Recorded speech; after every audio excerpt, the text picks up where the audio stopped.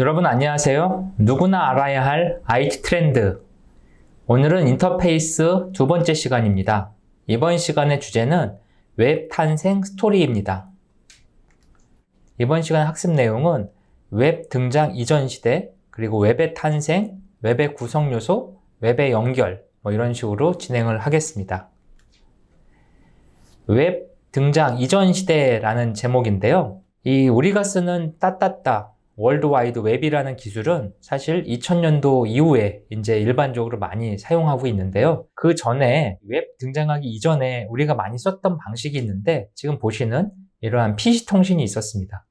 그래서 1990년대 이런 파란 화면에 하얀 글씨로 대변되는 다양한 형태의 PC 통신들이 시장에 출시가 됐었어요. 하이텔이라든지 천리안, 나우누리, 신비로 이런 형태로 다양한 형태의 PC통신이 있었는데, 이런 PC통신은 모뎀을 통해서 연결하는 형태로 해가지고 사용이 많이 됐습니다.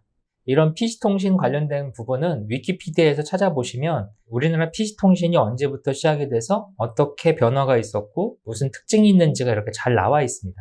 그래서 이러한 위키백과를 한번 참고해 보시면 좋을 것 같고요. 이 PC통신을 통해서 네트워크에 접속해서 어떤 자료를 가져왔는데, 이 웹이라는 게 탄생하면서 이런 네트워크에 접속해서 자료를 가져오는 방식이 많이 달라지게 됐습니다. PC통신 같은 경우에는 이 전화기 모뎀을 이용해서 통신을 하는데 통신 속도가 굉장히 느렸고요. 여기에 접속하는 다양한 방식과 회원가입해야 되는 절차, 그 다음에 인증이라는 내용들, 그리고 천리안이나 나우누리, 유니텔 이런 어떤 서비스를 쓰느냐에 따라서 사용 방법이 조금씩 다 달랐습니다. 그에 비해서 웹이라고 하는 월드와이드 웹이라는 기술은 표준화를 통해서 어떤 웹브라우저를 가지고 어느 장소에 접속하거나 동일한 서비스를 받을 수 있도록 이렇게 제공이 되기 시작한 거죠. 웹사이트라고 하는 기술이 등장을 했고, 여기에 IP, DNS 이런 주소를 이용해서 일반 사용자들이 쉽게 자기가 원하는 정보에 접속할 수 있게 제공을 해줬습니다. 그래서 이런 월드와이드 웹은 1989년도에 이렇게 이제 팀 버너스리에 의해서 제안이 됐고 만들어지게 됐습니다. 개인용 웹사이트, 상용 웹사이트, 정부 웹사이트, 비영리 단체 웹사이트 등 다양한 형태의 기능별 분류로 성장을 했고요. 여기에 이제 포털 사이트, 검색 사이트, 전자상거래, 정보 사이트 등 굉장히 다양한 형태의 용도로 지금 만들어서 사용되고 있습니다. 이런 웹 탄생하는 전체적인 흐름을 봤을 때 여기 보시면 요분이 이제 월드와이드 웹의 창시자죠. 팀 버너스리라는 창시자고요. 이분이 만든 최초의 웹사이트가 이렇게 그림으로 소개되어 있습니다. 그래서 이 사이트에 가서 보면 이 웹의 탄생에 대한 내용들이 자세하게 써 있습니다. 이 웹의 탄생에 숨겨있던 비하인드 스토리라든지 이런 걸 통해서 현재 어떤 방향을 가지고 시작이 됐는지 이런 것들이 나와 있습니다. 우리가 웹에 접속하기 위해서는 크롬 웹브라우저, 인터넷 익스플로러, 파이어폭스, 네이버의 웨일 브라우저 같은 다양한 웹브라우저가 필요합니다. 그래서 이런 웹에 접속하는 통로가 있는데 그게 바로 웹브라우저죠. 이 웹브라우저는 1990년대 초반부터 굉장히 다양한 형태로 진화를 하고 있고요. 여기 보시면 이 전체적인 연대표가 나와 있습니다. 그래서 어떤 웹브라우저가 시작이 됐고 이런 것들은 어느 파생을 일으켰고 그걸 통해서 어떤 형태로 변화가 있었고 이런 부분들을 쭉 이 연대표를 보시면 알아볼 수가 있습니다. 그래서 90년대부터 시작해서 현재 쭉 해서 2020년도까지 굉장히 다양한 웹브라우저가 시장에 출시가 되고 있고요. 이 출시된 웹브라우저를 통해서 많은 이 인터넷 사용의 편의성이 제공이 되고 있습니다. 그래서 여기 보시는 것처럼 웹브라우저 종류가 굉장히 많죠. 하지만 대부분의 사람들은 이 수많은 웹브라우저 중에 특정 웹브라우저, 예를 들어서 구글의 크롬 웹브라우저라든지 마이크로소프트사의 엣지, 네이버의 웨일, 이런 특정 웹브라우저 몇 개를 가지고 대부분의 자기의 필요한 인터넷 접속을 사용하고 있습니다. 웹의 탄생 과정을 좀 보면은요, 웹브라우저라고 하는 거는 일반인들한테 가장 먼저 알려진 게 넷스케이프 넷브라우저인데 1994년 10월 달에 이런 모양을 갖고 있었습니다. 이 당시에 이제 이미지라든지 소리라든지 이런 것들을 보여줄 수 있는 현대화된 웹브라우저의 그 출발점이었다고 보시면 되고요. 1995년도에 익스플로어가 출시됐습니다. 바로 윈도우 9라는 운영체계와 더불어 익스플로어라고 하는 웹브라우저가 출시가 됐고요. 1998년이 되면 모질라 프로젝트라고 해서 오픈소스로 유명한 웹브라우저가 등장을 하게 됩니다. 그래서 이 넷스케이프가 모질라 프로젝트에 큰 영향을 미쳤습니다. 그리고 나서 2000년도에 넘어서면서 좀 더 현대화된 파이어폭스 같은 웹브라우저, 그리고 2008년도에 현재 가장 많은 사용자를 갖고 있는 크롬이라는 브라우저가 등장합니다. 구글이 만든 브라우저고요. 이 크롬 브라우저는 굉장히 성능이 뛰어나서 이 웹브라우저 시장을 거의 장악하다시피 했는데, 이 크로미움이라고 해서 오픈소스 버전이 있습니다.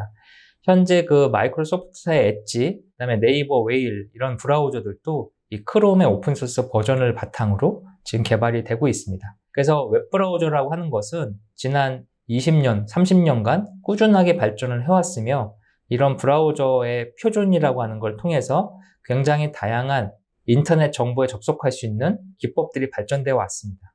웹의 특징은 따따따로 대변되죠. 월드 와이드 웹의 맨 앞에 그 세 글자를 이렇게 따따따로 정의를 했고요. 이 월드 와이드 웹이라고 하는 따따따를 W가 3개 있는 컨소시엄이다라고 해서 W3C라고 부릅니다. 이 W3C 컨소시엄을 통해서 전 세계의 컴퓨터에 쉬운 주소를 부여하고요. 예를 들어서 따따따 네이버닷컴 같은 주소를 부여하고, 이런 것들을 처리할 수 있는 언어가 등장을 했습니다. 바로 하이퍼텍스트 마크업 랭귀지인 HTML, 자바스크립트, 그리고 CSS라고 하는 화면 구성에 관련된 기능을 처리할 수 있는 게 등장을 했죠.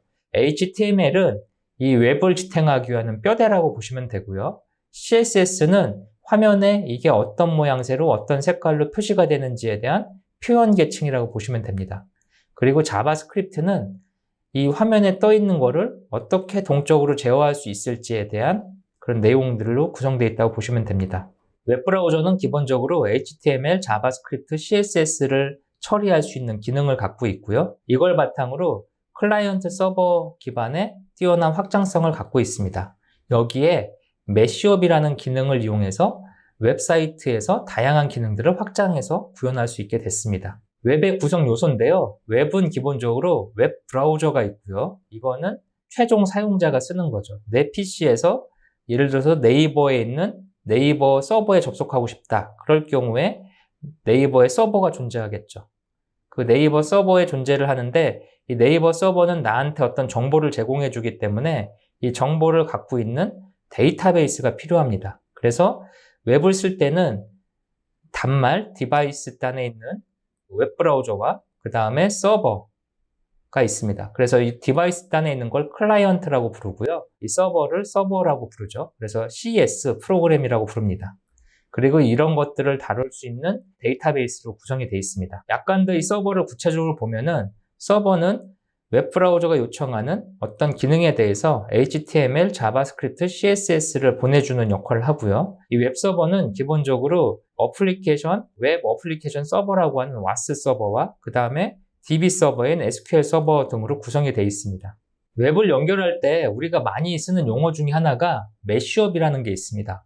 매시업이라고 하는 거는 느슨한 연결이라고 해서 미리 정의된 규칙, 그런 규칙 중에 이제 대표적인 게 REST API라는 규칙이 있는데요. 이런 규칙을 통해서 다수의 시스템을 쉽게 연결할 수 있는 공통된 데이터 통신 프로토콜이라는 게 있습니다. 매시업이라는 웹 표준 기술을 활용하면 다양한 사이트하고 결합되는 사이트를 만들 수가 있습니다. 이 매시업을 활용하는 대표적인 예를 하나 들어드리면, 우리 사이트에 기상 정보를 갖다 붙이고 싶어요. 우리 오늘 날씨가 어떤지, 그래서 기상 정보를 매시업으로 갖다 붙일 수 있고요. 기상청에 가서 읽어와서. 그 다음에 우리 사이트에 지도 서비스도 좀 갖다 붙이고 싶어요. 지도 서비스의 매시업 기능을 이용해서 끌어다 붙일 수가 있습니다. 우리 사이트에 오늘의 주식 정보도 간단하게 표시하고 싶어요.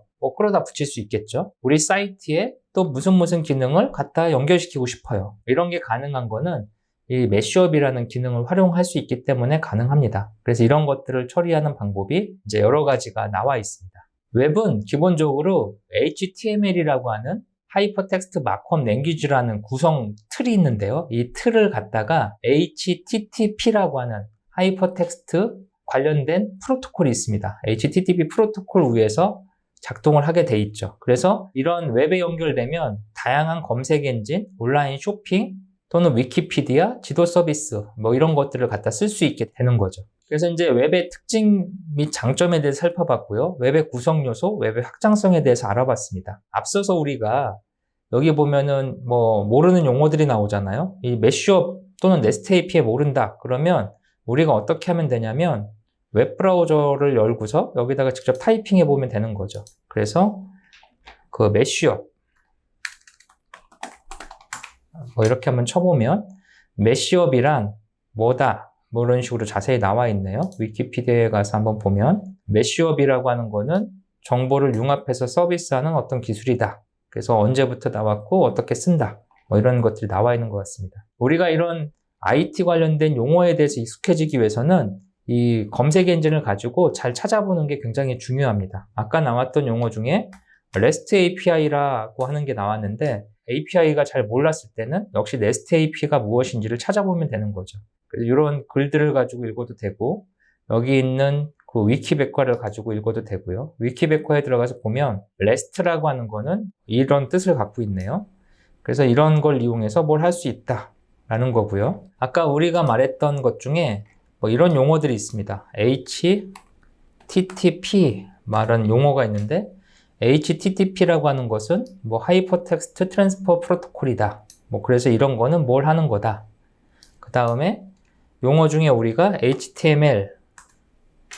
HTML은 뭐 하는 거다. 뭐 이렇게 나와 있고요. 가끔 가다가 HTML5 뭐 이런 용어도 나옵니다. HTML5는 뭘까? 이랬을 때 웹에서 이렇게 검색을 해보면 굉장히 다양한 정보들이 나오는 걸 알 수 있습니다. 그래서 우리는 이런 웹이라고 하는 또는 이런 리터러시 공부할 때 이런 검색을 통해서 그 자기가 모르는 것들을 잘 정리하는 습관을 들일 필요가 있습니다. 그래서 이런 형태로 좀 찾아보시면 되고요. 참고로 이제 이런 웹 탄생에는 HTML이라고 하는 게 요즘 중요한데 뭐 이런 융합 포럼 같은 것도 있습니다. 아까 W3C라고 하는 표준화 단체가 있다라고 했고 국내에서도 이런 웹 표준화 단체가 있는데요. 그 중에 하나가 웹 표준 기술 융합 포럼입니다.